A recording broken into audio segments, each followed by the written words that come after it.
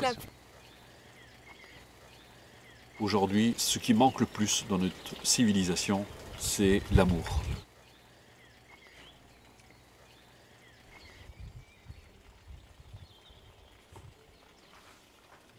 Aujourd'hui, on est tous dans le même bain. Il est temps de bouger pour les générations qui sont à venir, pour les enfants, les petits-enfants.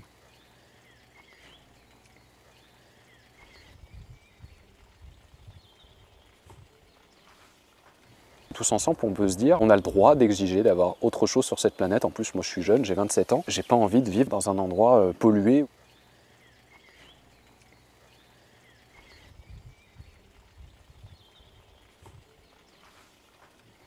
Et si on mettait une grosse dose d'amour, c'est justement on aimait un peu plus la planète sur laquelle nous vivons, eh bien je pense qu'on en prendrait beaucoup plus soin.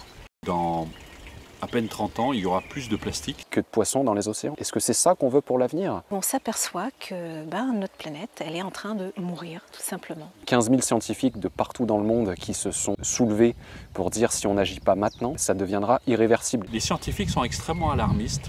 En fait, je pense qu'ils ne sont pas alarmistes, je pense qu'ils sont tout simplement réalistes. Les espèces vivantes sur Terre ne se sont jamais éteintes aussi rapidement que depuis l'extinction des dinosaures. Un enfant né avec 163 Substances toxiques dans le sang, je ne peux pas ne pas me poser de questions. Donc voilà, je lance l'alerte avec Planète Altruiste pour faire en sorte que voilà, il faut se bouger, il faut réagir. Et pas forcément d'une façon agressive ou militante. Des associations comme Planète Altruiste, les associations humanitaires, elles ont vraiment un rôle très très important. Planète Altruiste et puis beaucoup d'autres associations aussi peuvent montrer aux gens qu'on peut faire vraiment tout à fait différemment, qu'on peut semer tout à fait autre chose pour pouvoir récolter autre chose. Derrière le mot association, ce que je mets, c'est ça, c'est vraiment des hommes et des femmes qui ont envie de faire leur part. Et tout ce que nous allons planter maintenant, eh bien, va servir justement à faire en sorte que peut-être ce virage et cette transition sera moins douloureuse qu'on ne peut le penser. C'est maintenant qu'il faut se retrousser les manches si on a envie d'avoir un autre monde.